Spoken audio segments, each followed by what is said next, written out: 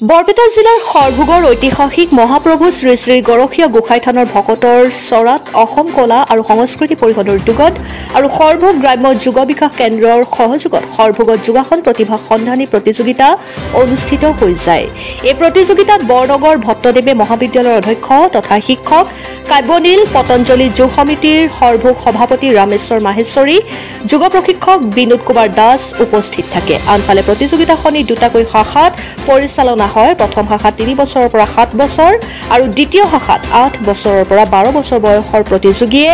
অংশগ্ৰহণ কৰে। প্ৰথম শাখাৰ তানিশা দাস আৰু কৃষিভ মেধি, দ্বিতীয় শাখাৰ দীপশিখা দাস আৰু মৃগাক্ষী দাসক শ্ৰেষ্ঠ হয়। শ্ৰেষ্ঠ প্ৰতিযোগীক মানপত্ৰ আৰু মেডেল প্ৰদান কৰাৰ লগতে আটাইকেইগৰাকী প্ৰতিযোগীক মানপত্ৰ প্ৰদান কৰে।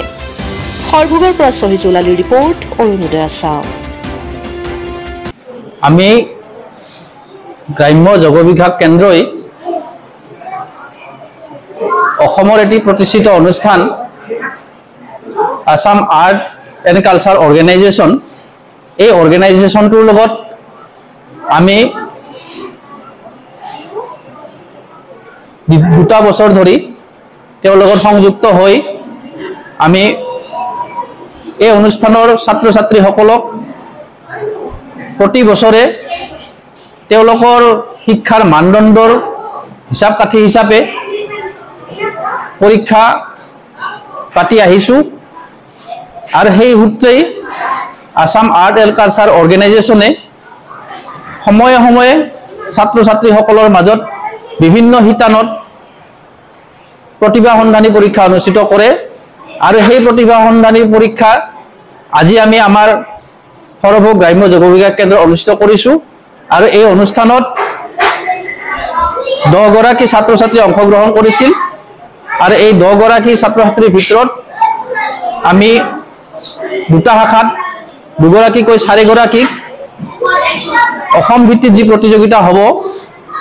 সেই পৰীক্ষালৈ পঠিয়াৰ বাবে আমি সক্ষম হৈছোঁ আৰু ভৱিষ্যতেও আমি যোগৰ ক্ষেত্ৰখনত এনেকৈয়ে ছাত্ৰ ছাত্ৰীসকলক আগবঢ়াই নিয়াৰ বাবে বদ্ধপৰিকৰ। গতিকে আমি সদায়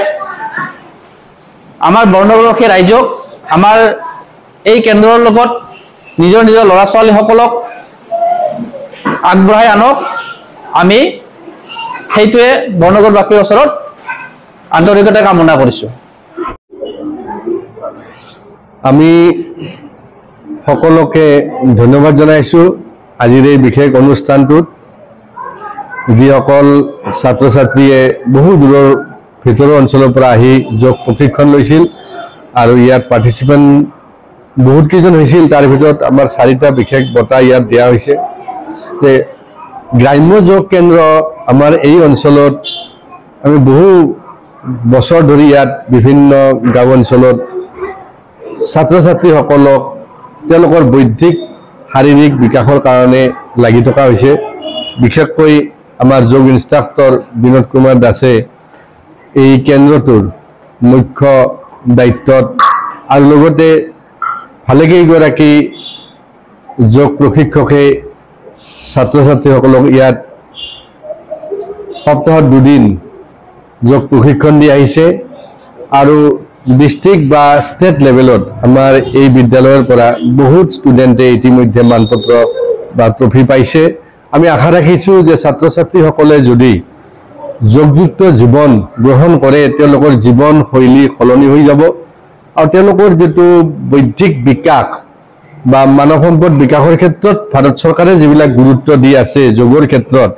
মই ভাবোঁ যে যোগেই এটা মানুহৰ জীৱনৰ ক্ষেত্ৰত বা মানুহৰ পৰিয়ালৰ ক্ষেত্ৰত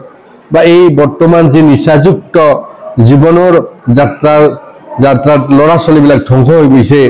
তাৰ প্ৰতিৰোধৰ ক্ষেত্ৰত বা এটা সুন্দৰ জীৱন যাতে মানুহে বা ছাত্ৰ ছাত্ৰীসকলে লাভ কৰে সেই ক্ষেত্ৰত যোগৰ সাংঘাতিক ভূমিকা আছে। প্ৰাচীন কালৰ পৰা আছে, এতিয়াও আছে আৰু সেইকাৰণে আমি আশা ৰাখিম যে ছাত্ৰ ছাত্ৰীসকলে তেওঁলোকৰ গোটেই দিনটোৰ ভিতৰত যদি কিছু সময় যদি যোগ প্ৰাণায়াম আসন ধ্যান বা সূৰ্য প্ৰাণায়াম যদি কৰে, আমি আশা ৰাখিম যে ভৱিষ্যতে অন্তত এইসকল ছাত্ৰ ছাত্ৰীৰ কেতিয়াও